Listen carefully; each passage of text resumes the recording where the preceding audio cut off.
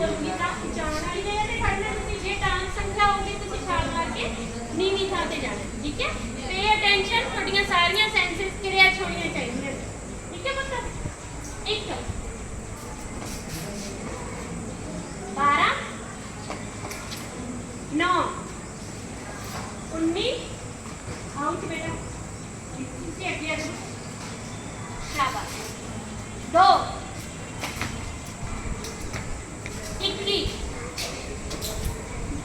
91 92 out अगले